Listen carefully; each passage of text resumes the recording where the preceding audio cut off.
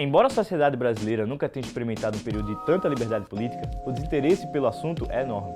Ao mesmo tempo em que a população se beneficia pelos avanços democráticos, muitas pessoas se mostram desconfiadas por conta da corrupção. Aliás, é até discutível se ela realmente aumentou ou se ela se tornou mais visível, até por conta da imprensa.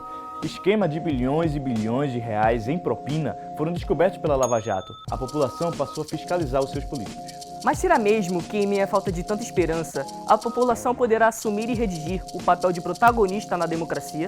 A gente acredita que sim, e a ferramenta mais importante no sistema democrático é a informação. Por isso que o Projeto Ágora vem para esclarecer temas essenciais para o cotidiano brasileiro. Leis, direitos e deveres e tudo o que envolve o nosso Brasil.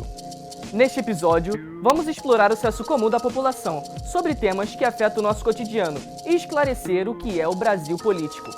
Nesse segundo episódio, nossos repórteres foram às ruas para perguntar quais são os seus direitos e deveres e o que é ser cidadão. A gente trouxe também a professora cientista política Regina Célia para explicar um pouco mais sobre o que a galera falou. Esse é o Projeto Ágora.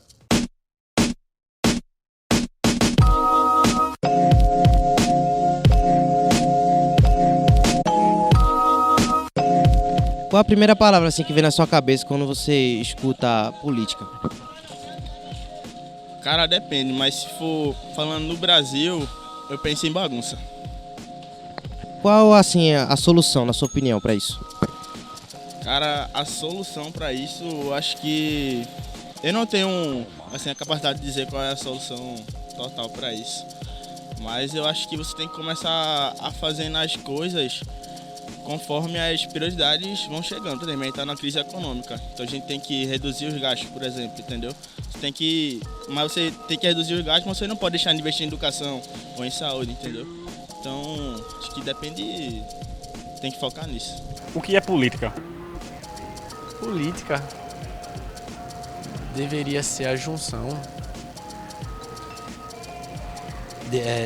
Na verdade, deveria estabilizar para que a sociedade flua, onde coloque todo mundo dentro da ordem, dentro da lei, junta tudo para que dê certo.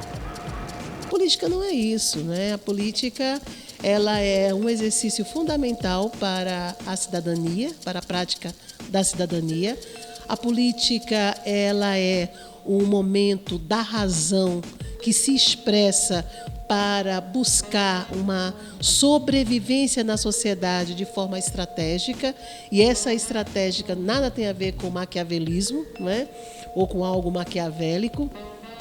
A política é uma forma de você pensar e praticar as diversas oportunidades que você tem, racionalmente falando, para alcançar um bem comum. Afinal, o voto é um direito ou uma obrigação? O voto é um direito. Eu acho que a Constituição coloca-se como um direito, né? De todos votarem. Rapaz, é um direito, não devia ser obrigação, era um direito. Votaria quem quisesse, quem não quisesse não poderia pagar nenhuma multa nem nada. O voto seria livre, votava quem quisesse votar. É uma obrigação, porém poderia se restringir em facultativo, pois pessoas sem informação e sem base podem acabar atrapalhando nessa eleição e diferenciando o andar da sociedade de forma que atrapalhou. Eu acho que não é uma obrigação, acho que o voto deveria ser facultativo, mas é um direito da população. Saber escolher o seu representante e saber escolher qual aquele porta-voz que vai representar os direitos dele, eu acho que isso é um direito fundamental de qualquer cidadão. Um direito. Porque se a gente está obrigando alguém a votar, a gente está quase escravizando essa pessoa, porque a gente está tirando, na verdade, o direito dela. E se a gente vive numa democracia onde todos têm direitos, a gente não pode obrigar ninguém a fazer nada. Olha, é um direito, a princípio, né? A obrigação, eu acho que dentro de uma democracia não se deve ter obrigações, se deve ter educação. Então, a partir do momento que consegue um país que investe em educação, uma educação séria, há também um processo de conscientização, das pessoas terem consciência e saberem que o seu voto é importante. O que acontece hoje, infelizmente, é um voto obrigado, que muitas vezes as pessoas votam sem saber em que está votando e por que está votando. A gente tem uma máquina política muito corrupta em relação a isso. Então, seria realmente um trabalho a fazer de algumas reformas e investir realmente em educação para que as pessoas também saibam votar. Votar em pessoas certas, pessoas sérias, coisa que infelizmente não está existindo. É tão bom que a gente entendesse como um direito, não é? Seu princípio é um direito, né? Votar é um direito que a gente tem, porque votar dentro do sistema democrático, ele não é a parte mais importante, mas ele é essencial. Não é a parte mais importante porque a democracia ela depende de processo. Um processo que tem início, ele tem meio, mas ele não tem fim, porque ela vai sempre se ressignificando. A gente vai sempre, não é, redescobrindo, não é, novas demandas, novas formas de luta, novas formas de conquista também. Então, o voto é um direito. Entretanto, não é, ele também pode ser uma obrigação quando ele está preso a um princípio, a um ordenamento, né, em que você só é reconhecido seus direitos políticos, né, você como político, como cidadão, né, se você tiver, né, votado. Então você tem que comprovar que você votou, porque se você não votou, não é, você então perde, não é, por um determinado tempo. Pode perder por um determinado tempo alguns direitos, ou então você pagar uma multa, né, para poder reconquistá-los.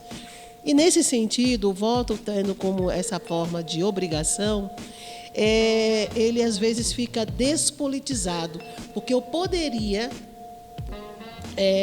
transformar essa obrigação numa oportunidade para gerar uma consciência política. Infelizmente, né, algumas pessoas, né, no nosso país, não posso dizer que é mais nem menos de 50%, entendem a obrigação como uma punição. Mas em razão de quê? Do descrédito que muitas pessoas têm com relação à conduta política que ocorre no nosso país. Se eu estou num país onde o nível de corrupção é muito alto, né, na classe política, nos representantes, naqueles que deveriam representar os nossos interesses para o bem comum, e isso não se faz, né? Então as pessoas realmente não se sentem motivadas a votar. Qual a diferença entre o voto branco e o voto nulo? Não sei.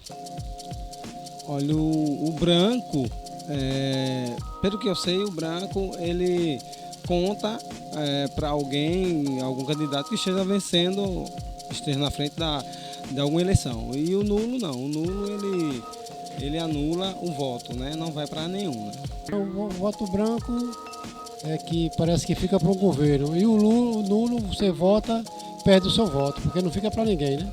Então, o voto branco, ele é aquele voto, não é, meio que em cima do muro, é o que a gente diz assim, fulano não decidiu nem para um nem para outro. Pegou, né? Se absteve de votar. Então, muitas vezes a gente está em sala de aula e a gente traz uma proposta, né, ou sobre adiar uma prova, por exemplo, ou repor uma aula, né, no sábado. Né? E aí nós temos aqueles que votam, dizendo que sim, né, quantos querem, quantos não querem, e nós encontramos 5 ou 6 que se abstêm. Né? Diz assim, tanto faz. Né? Então ele votou em branco, ele não se contabiliza aquele voto. O voto nulo muitas vezes, eu gosto de dizer que o voto nulo às vezes é um voto de protesto. Mas nem sempre o protesto é uma coisa boa, né? No sentido político, mas também não deixa de ser. O voto nulo é aquele que você votou, não é? Mas você sabe que aquele voto não vai ser validado. Então, por exemplo, nas últimas eleições, no segundo turno, nós tivemos só 2 candidatos.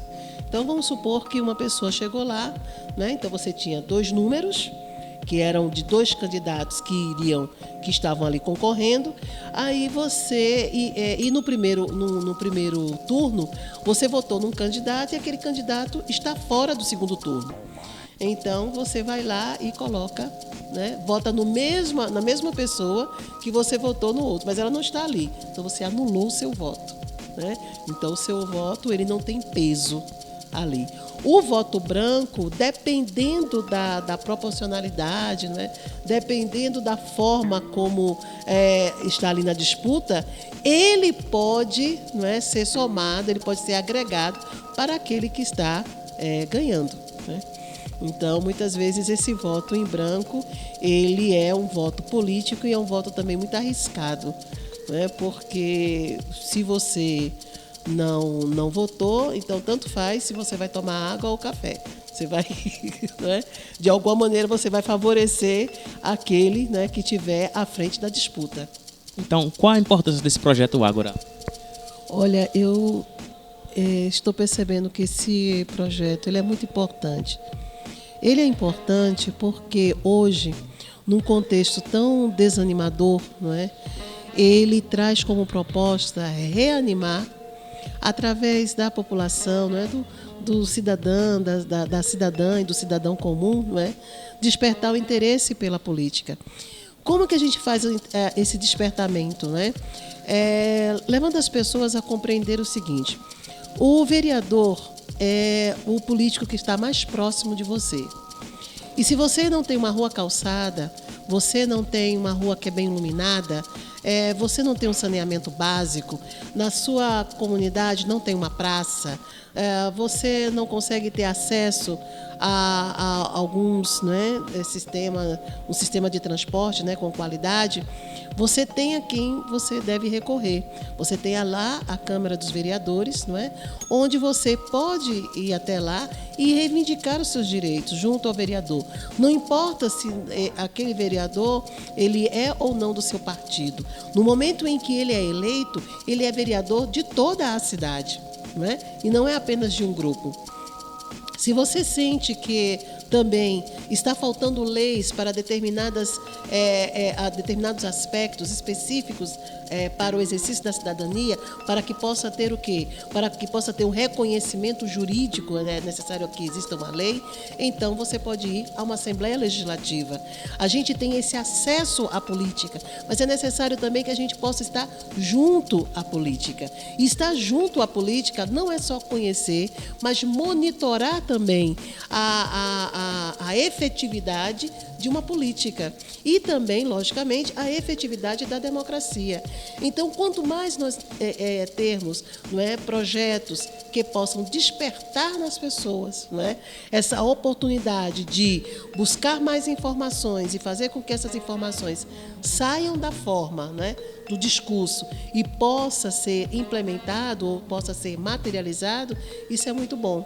Todas as vezes que uma pessoa é entrevistada, não é, sobre, sabe o que é uma Constituição, sabe qual a diferença entre um vereador e um deputado, sabe o que é democracia, aquela pessoa nunca volta a ser a mesma. Ela vai sempre querer saber, será que eu respondi bem? Será que eu respondi correto? Não é? Eu não tinha pensado sobre isso. Então, esse já é um ponto de partida muito importante da reflexão, não é? Que pode gerar uma ação. Então, acho que vocês estão de parabéns e eu acredito que a gente possa, a partir daí, não é, despertar nas pessoas o interesse da política, não no sentido traiçoeiro, mas um despertamento da política para que ela possa gerar, não é, um bem-estar e um bem-estar de cidadania.